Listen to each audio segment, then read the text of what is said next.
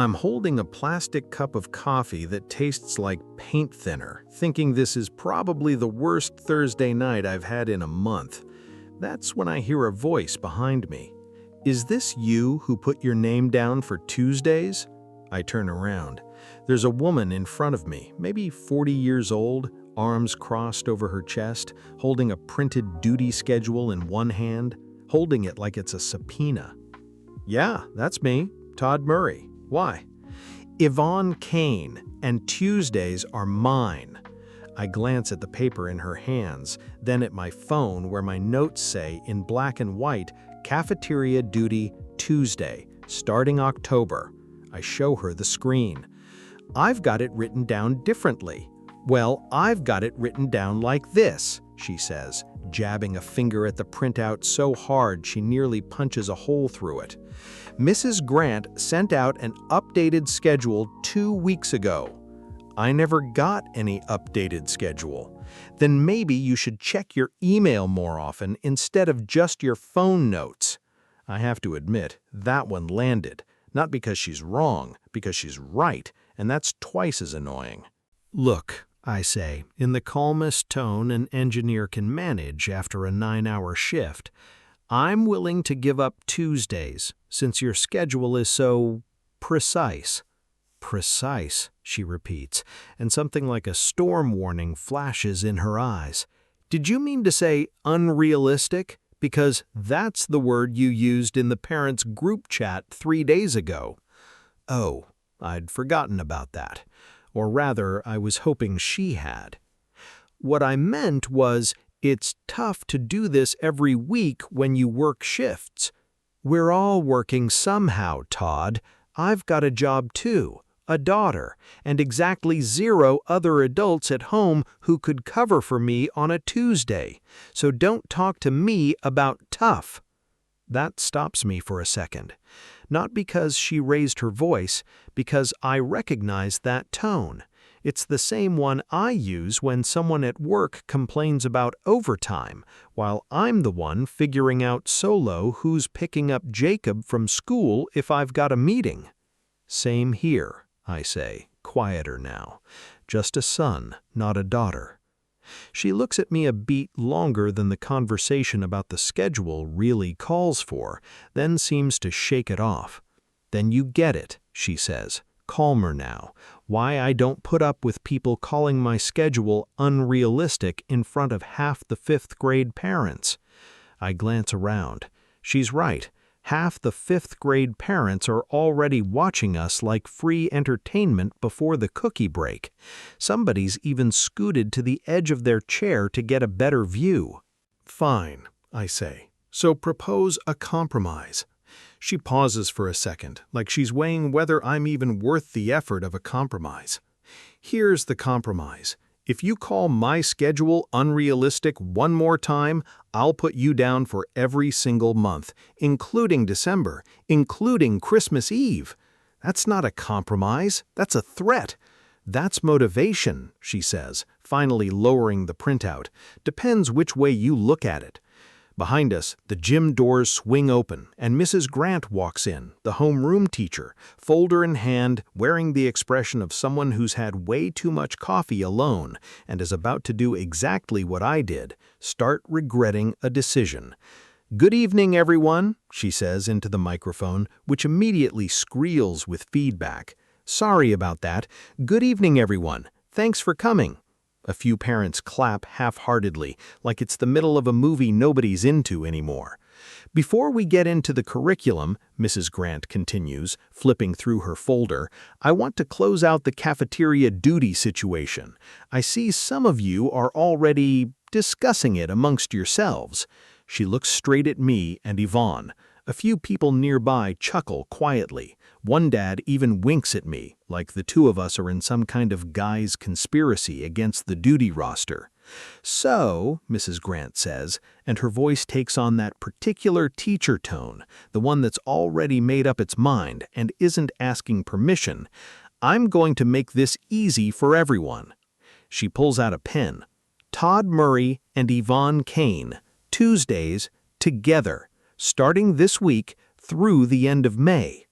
The room goes quiet. The specific kind of quiet where everyone's trying not to laugh out loud at the same time. Together? I repeat. Together, Mrs. Grant confirms, not even looking up from her folder. Two responsible adults this invested in the schedule will clearly handle it better than one. I look at Yvonne. Yvonne looks at me. And for a second, I'm pretty sure we're both thinking the exact same thing. How the hell did we end up here? Oh, and by the way, Mrs. Grant adds, already flipping to the next page in her folder like she just remembered a minor detail. Your kids have been sitting at the same lunch table for weeks now, on their own. No duty roster involved. So I guess the adults are just catching up to the kids. She moves on to the next item on the agenda, something about the school fall fair in November, and I am left standing there with an empty coffee cup in my hand, staring at Yvonne Kane, who, for the first time all evening, has nothing to say. Our first Tuesday on duty together starts exactly how I expected, dead silent. I'm posted at the pizza tray, she's at the milk cooler, and the only thing we say to each other in 40 minutes is sorry every time our hands collide over some fifth grader's tray. Sorry, I say, reaching for the napkins at the same time she does. Sorry, she echoes, yanking her hand back so fast you'd think I'd wired the napkin dispenser to a car battery. The line of kids snakes past us endlessly, and every other fifth grader gives me that particular suspicious squint that only kids seem to have, the one that says they've already figured out these two adults have some kind of history. Your daughter looks a lot like you, by the way, I say, mostly just to break the silence, which by now is pressing on my ears harder than the cafeteria noise. Meaning what, exactly? Yvonne narrows her eyes, like I'd just called her schedule unrealistic all over again. Meaning, she holds her tray like she's weighing evidence in a courtroom.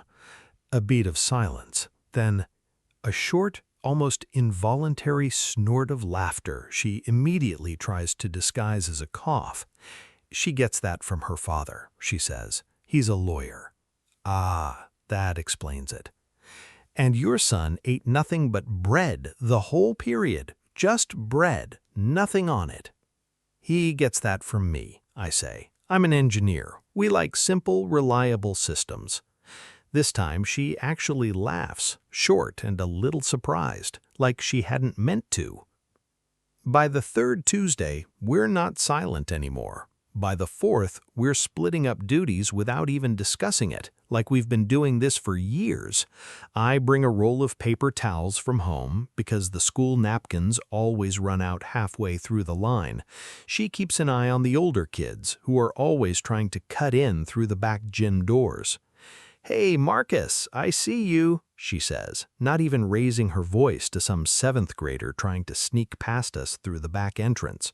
The kid immediately turns around and heads to the back of the line, muttering something about the unfairness of the world. "You talk to kids like you've had military training," I say. 3 years on jury duty rotation. You learn to manage a crowd. I thought you said the lawyer was your daughter's father. He's the lawyer. I spent 9 years working as a paralegal at the same firm where I met him. Learned how to look at people until they confessed to lying on their own. And now it's just me, still watching people that same close, just nobody to hand the caseload off to at the end of the day but myself. I nod, like it's just casual information, even though something in me is quietly rearranging itself. The way you rearrange furniture in a room after learning something new about it. Same system on my end, I say, except instead of a courtroom, it's a plant floor. You get home and you're the only adult on shift. Then I guess I shouldn't ask if you like your job. I like it, she says, right away, not even thinking about it. You talk about it every time like it's the most interesting thing in the world, even when you're complaining. I'm a little surprised she even noticed, and even more surprised how much I like that she did. On the 5th Tuesday, Yvonne shows up 10 minutes later than usual, and I've already handed out half the trays solo by the time she finally walks in. Hair a mess, phone in hand, looking like she just sprinted across all of Des Moines. "Sorry," she says, still catching her breath. "A client called at 8 this morning and didn't stop talking until almost noon. I was starting to think you'd decided to dump all the Tuesdays on me at once, like you threatened." "That's still coming," she says, finally cracking a smile as she pulls off her jacket. "Don't get comfortable." We fall into position side by side, and she immediately grabs a stack of plates out of my hands, like she's worried I'll mess something up without her. "By the way," she says a minute later, calmer now, laying out napkins in neat stacks like she's dealing a deck of cards. "Madison told me yesterday your son showed her how to do fraction problems. Says he's got some special trick for drawing pizzas. Splits them into slices, literally. He says fractions are just pizza that needs to be divided fairly. Smart kid. Takes after his father. Modesty, apparently, also takes after his father." We both crack up, and this time even the line of kids doesn't seem in any hurry to interrupt us. Then, somewhere between the milk cooler and reaching for the last tray, Yvonne suddenly freezes, staring past me, toward the table where her daughter's sitting.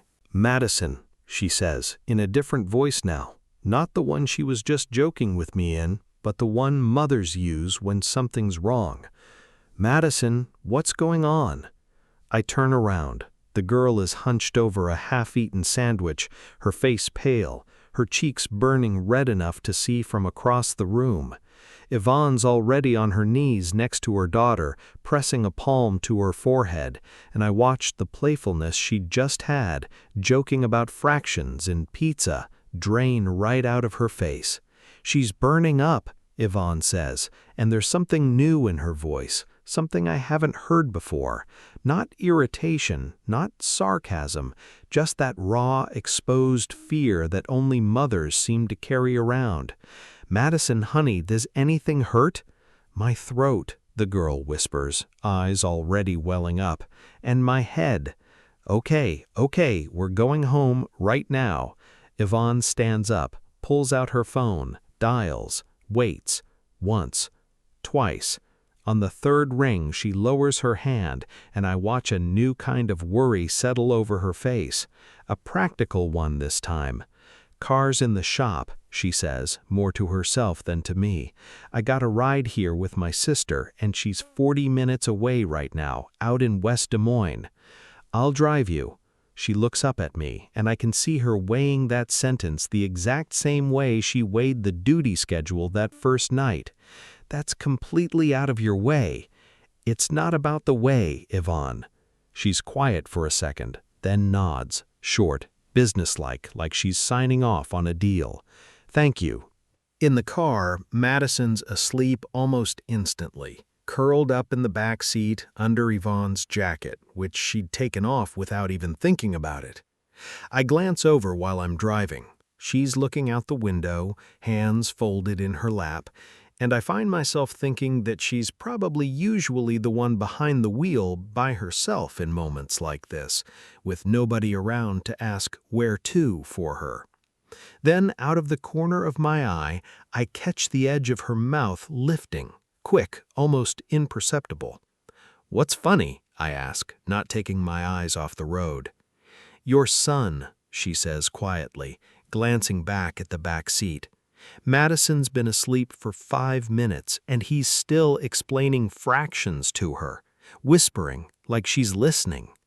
I check the rearview mirror. Sure enough, Jacob's leaning toward sleeping Madison, mumbling something about pizza and fair division, completely unbothered that his audience is checked out.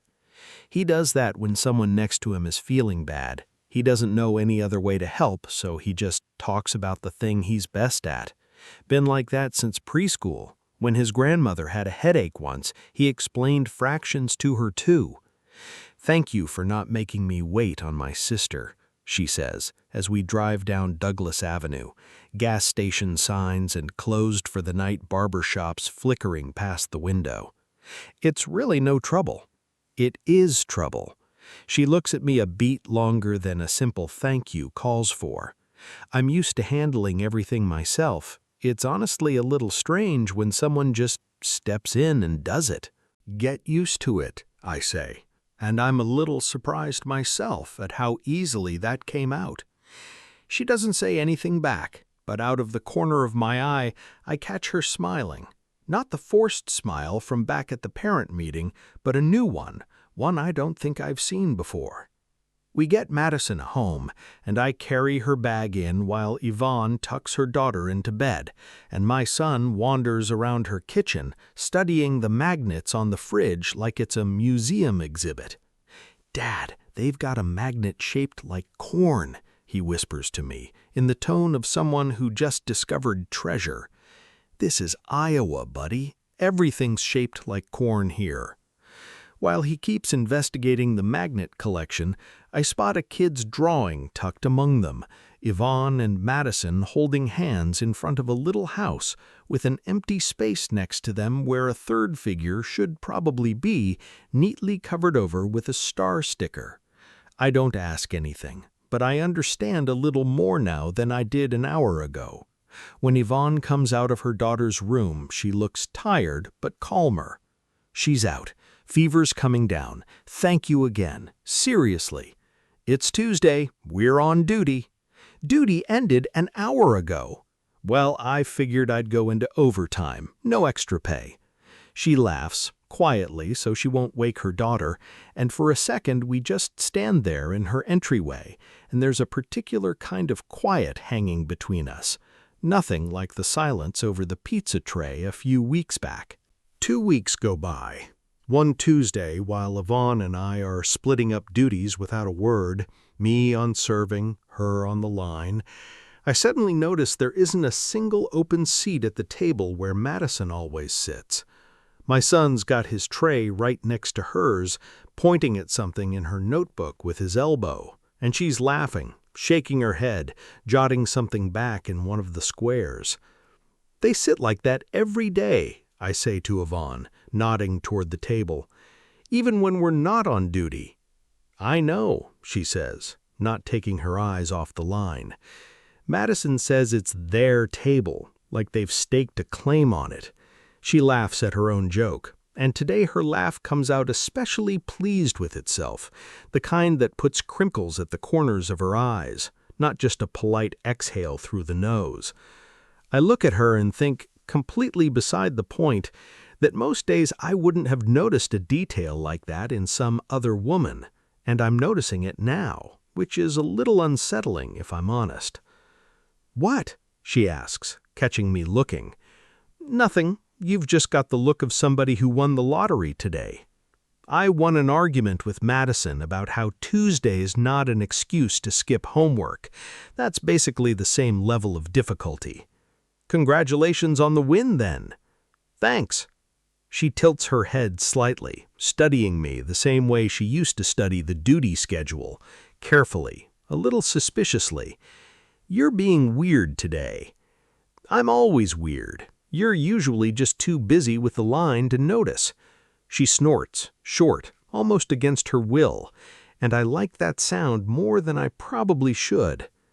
"Listen," I say, and my heart picks up a little, though I still can't tell you why.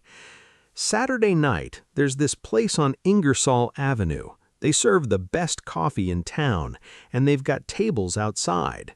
She finally stops studying me and freezes for a second, like she's deciding whether she heard that right.